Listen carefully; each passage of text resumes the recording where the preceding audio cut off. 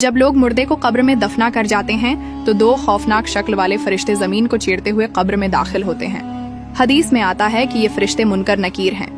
इन दोनों फरिश्तों के लंबे लंबे दांत, खौफनाक सियाह और नीली आंखें और लंबे सियाह बाल होते हैं। ये दोनों फरिश्ते इंसान के सामने उसके एमाल के मुताबिक जाहिर होते हैं। अगर मरने वाला शख्स नेक था तो ये दोनों फरिश्ते खूबसूरत और नूरानी शक्ल में जाहिर होते हैं, और अगर मरने वाला शख्स गुनाहगार है तो ये दोनों फरिश्ते इंतहाई खौफनाक शक्ल में जाहिर होते हैं, जिनका कोई तसव्वुर भी नहीं कर सकता। रसूल सल्लल्लाहु अलैहि वसल्लम ने इरशाद फरमाया, जब मैयत कब्र में दफन कर दी जाती है तो उसके पास नीली आंखों वाले दो फरिश्ते आते हैं। एक का नाम मुनकर और दूसरे का नाम नकीर होता है। ये दोनों फरिश्ते उस मरने वाले शख्स से सवाल करते हैं, तेरा रब कौन है? अगर तो मरने वाला शख्स नेक हो तो वो जवाब देता है कि मेरा रब अल्लाह ताला है। उसके बाद दूसरा सवाल किया जाता है कि तेरा दीन कौन सा है? अगर तो मरने वाला शख्स नेक हो तो वो जवाब देता है कि मेरा दीन इस्लाम है। इसके बाद सवाल किया जाता है कि तेरा नबी कौन था? अगर तो मरने वाला शख्स नेक हो तो वो जवाब देता है कि रसूल सल्लल्लाहु अलैहि वसल्लम मेरे नबी हैं। इसके बाद उस नेक शख्स की कब्र को 70 हाथ वसी कर दिया जाता है और उसकी कब्र में जन्नत की खिड़की को खोल दिया जाता है। उसकी कब्र जन्नत के बागों में से एक बाग बन जाती है और वो कब्र नूर से भर दी जाती है। उसके बाद मुनकर नकीर उस नेक शख्स से कहते हैं कि अब तुम सो जाओ और आराम करो।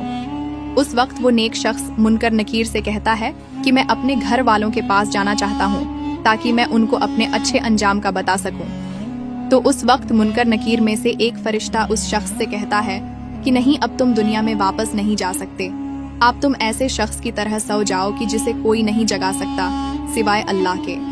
दोस्तों, अगर मरने वाला शख्स काफिर, मुशरिक या गुनाहगार हो तो मुनकर नकीर फरिश्ते उसके सामने उसके एमाल के मुताबिक जाहिर होते हैं, यानी खौफनाक शक्ल में आते हैं और उससे भी यही 3 सवाल करते हैं कि तेरा रब कौन है, तेरा दीन कौन सा है और तेरा नबी कौन है।